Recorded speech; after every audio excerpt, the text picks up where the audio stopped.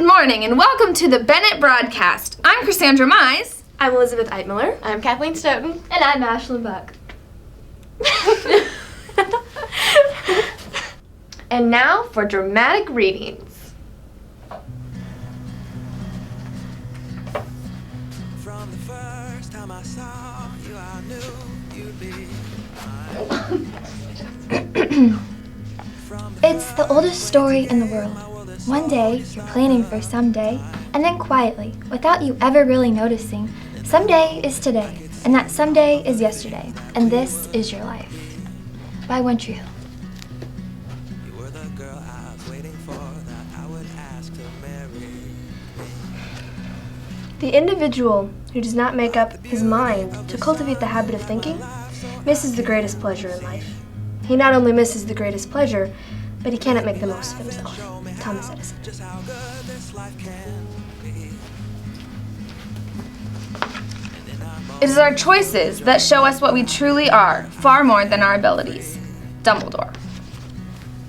Lay in my arms, I'll hold you tight, just like you like, continually. And Her heart was a secret garden, and the walls were very high.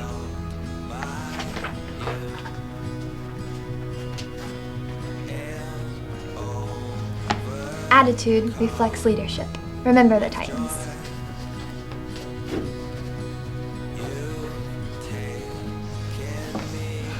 The difference between the right word and the almost right word is the difference between lightning and the lightning bug.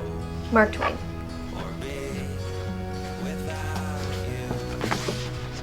If you want to make more money than the Queen of England, maybe you should use more adverbs.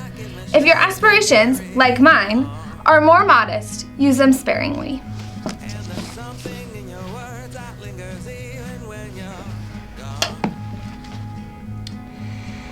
Il faut bien que je supporte 2 ou 3 chenilles si je veux connaître les papillons.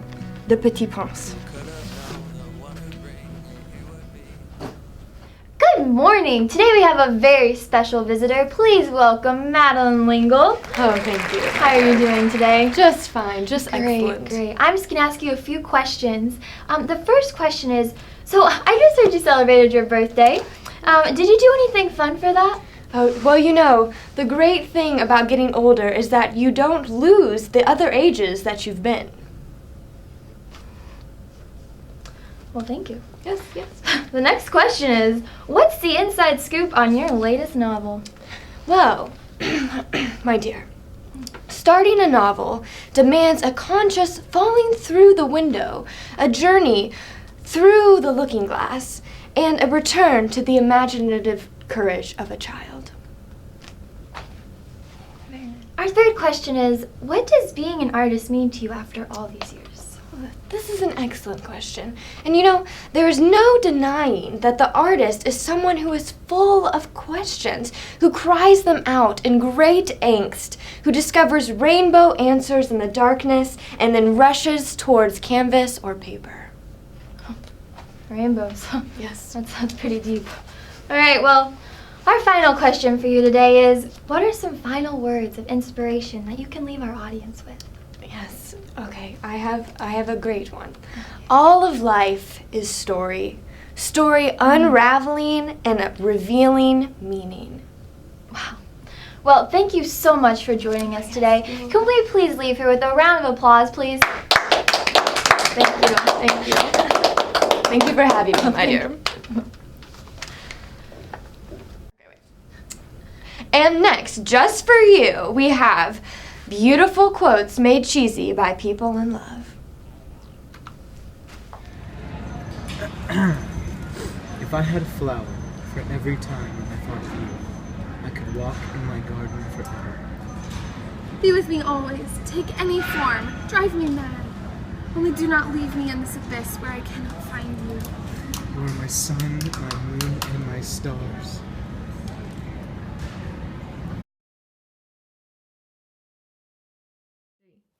You are my destination. You make me feel like more than the sum of my parts. I have so much of you in my heart. I have a strange feeling with regard to you, as if I had a string under my left ribs, tightly knotted to a similar string in you.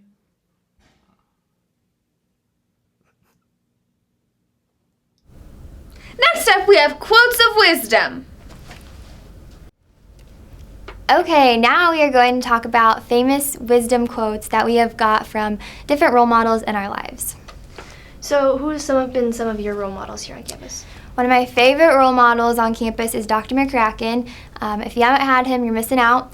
But I have him for 2 classes this semester, and he always starts off the class with a devotional, and that just is impactful to me that he cares about our spiritual growth as well.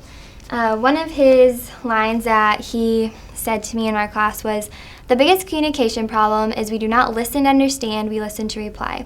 I really appreciated this quote because as a future teacher, I'm going to have to listen to my students, and just being reminded of that and the fact that my professors care that I have good relationships with my students is important to me, and it just helped me remember that I need to have that mindset in the field. So now that we talked about Dr. McCracken, what is one of your role models in your life? Well, at the church that I go to now, I really like the young adults pastor because he challenges me a lot in ways that I need to be challenged this semester. And one of the short quotes that I really like that he said in one of his messages is, "Growth is not optional." And the pastor there is Zach Bardsley. And I just really like this quote because it's very short and yet still very powerful. It's the idea that, as we go through life, we will always have challenges, and we have to grow from them. It's not an option. And that speaks to me because I don't like to be pushed outside my comfort zone. And so when it comes to difficult times, I don't have an option. I'm going to grow either weaker if I don't decide to do the right thing, or stronger if I choose to do the right thing. And that really spoke to me. Awesome. How about you? Any other? I have one more. It's another professor, Professor Carr. I have her this semester for a class as well. And she starts off her classes with devotionals, and they're always really impactful to me. One of them is, "God may not have a reason, but he has a purpose." And this was from a devotional by Kyle Idleman. And then another one that she told us one time was, "We must exercise our faith as teachers." And once again, that just really speaks to me as a future educator. It just encourages me to not give up in my field when it gets tough, and they really emphasize having a good relationship with God and just being able to trust God in the process and struggle in teaching because it'll come, and just enjoying what you can from it. So, cool. Yeah. And next up is spiritual readings. Most of all, let love guide your life. Colossians 3:14. "Be still and know that I am God." Psalm 46:10. Greater is he that is in you than he that is in the world. 1 John 4:4. My people have committed 2 sins. They have forsaken me, the spring of living water, and have dug their own cisterns, broken cisterns that cannot hold water. Jeremiah 2:13. And now it's time for mom advice.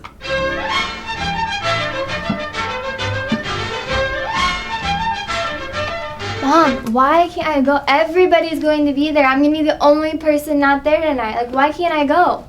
Well, don't be like the rest of them, darling.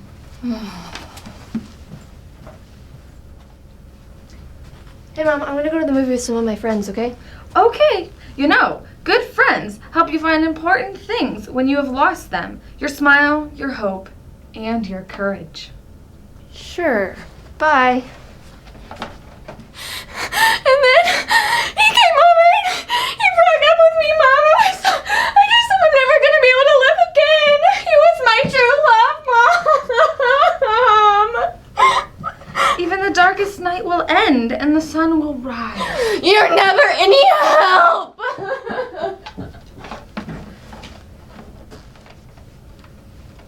Hey, Mom, do you have another umbrella? This one's broken. It's raining outside. You are my sunshine, my only sunshine. Thanks. Hey, Mom. So, there's this guy at church that I really like, but he won't notice me, and I don't know what to do. Well, just as Cinderella said, have courage and be kind. That's not very helpful, but thanks, Mom. Mom, look. I have a pimple, and tonight's prom. What? Do you have any foundation? Well, I need help. Mom! Honey, beauty is not in the face, but in the light of the heart. Nope, that does not help me. I need foundation. Call Dad. I need to take the car.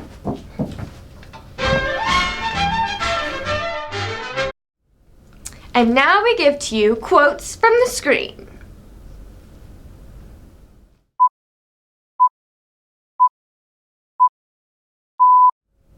Now we have a quote that is from Star Trek. In this scene, Dr. Soren is referencing the poet Delmore Schwartz. They say time is the fire in which we burn.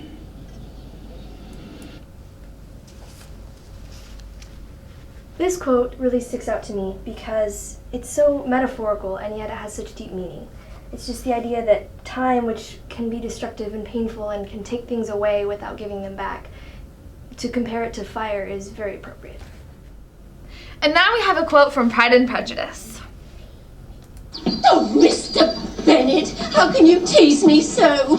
Have you no compassion for my poor nerves? Oh, you mistake me, my dear. I have the highest respect for them. They've been my constant companions these 20 years.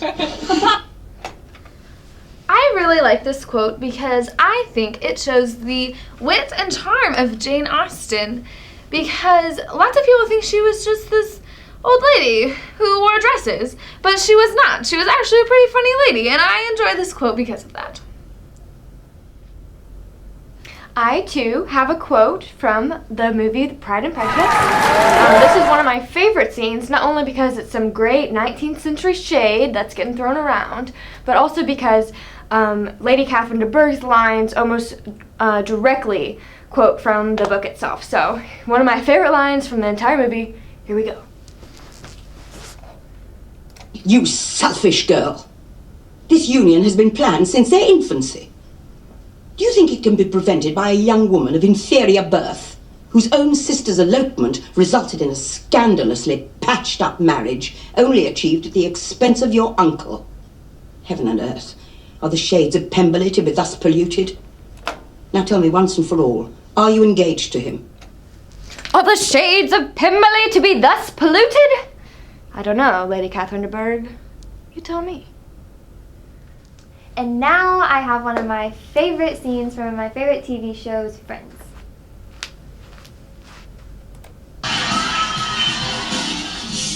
Okay, done. What's the plan? That's help spelled backwards so that the helicopters can read it from the air. Huh. What's doofus spelled backwards? So I really liked this scene from the show Friends because I think a lot of people make comments such as Joey's in everyday types of life. So it was just a humorous thing to hear because I know people other than Joey do things like this as well. Now we have one from Lord of the Rings, which you will probably recognize.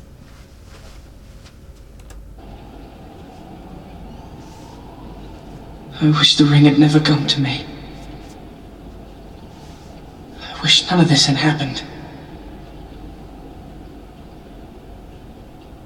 So do all who live to see such times, but that is not for them to decide. All you have to decide is what to do with the time that is given to you.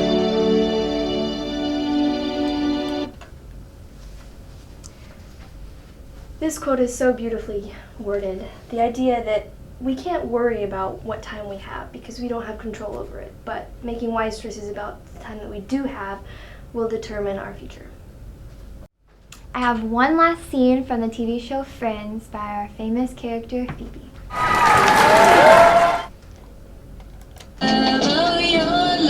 Your love is like a giant pigeon crapping on my heart. So the reason I picked this quote is I just love Phoebe in general, but I just think it's funny how people just make up things with whatever they want to say and turn it into stuff like this in just an informal, fun. And now we do have one final video from Pride and Prejudice because after all we are the Bennets and Pride and Prejudice is my favorite Jane Austen novel. So this scene comes from my actual favorite part of the movie, in which Mr. Darcy is proposing to Elizabeth in the rain, and she very vigorously does not agree to be married to him. So this is one of my favorite lines from this scene, even though it's so beautiful that you should just go watch the whole thing, but here it is. From the first moment I met you, your arrogance and conceit, your selfish disdain for the feelings of others made me realize that you were the last man in the world I could ever be prevailed upon to marry.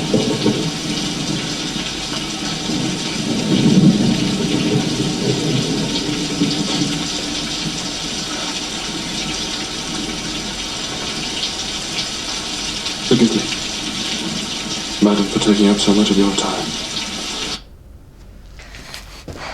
And there you have it. The one line that I could have ended earlier but didn't because it's so beautiful that they almost kiss. Thank you. Have a great day. Next up, we have In the Field quotes. His voice sounds like Mormopio. Welcome back to Dramatic Readings.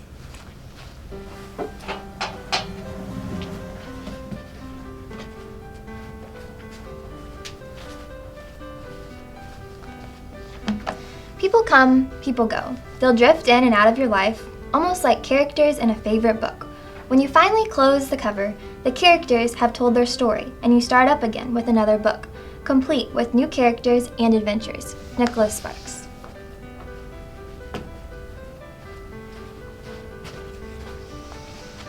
When we peer out a window onto the horizon, we don't notice the pain, yet the pain frames our vision just as the writer frames our view of the story. Roy Peter Clark.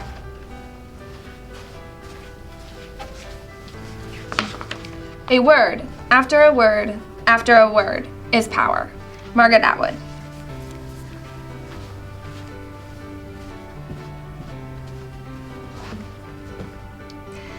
Love itself is what is left over when being in love has burned away, and this is both an art and a fortunate accident. Louis de Bernier.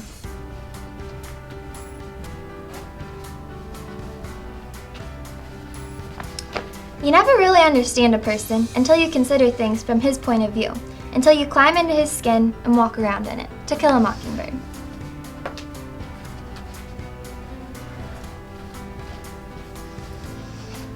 Tiny drops of writing become puddles, that become rivulets, that become streams, that become deep ponds. Roy Peter Clark.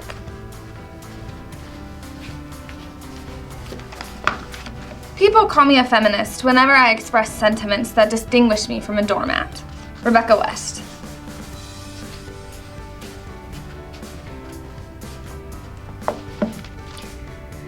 Tell me what it is like to die, I answered. He dismounted from his horse, looking at me strangely the whole while. You experience something similar every day, he said softly. It is familiar to you as bread and butter. Yes, I said. It is like every night when I fall asleep. No, it is like every morning when you wake up. Martine Levitt. Hi, this is Cassandra coming at you live from the wall. I'm here to climb today, as I normally do. Jeremy, you are my sun, my moon, and my stars. And you are my destination. Oh, really?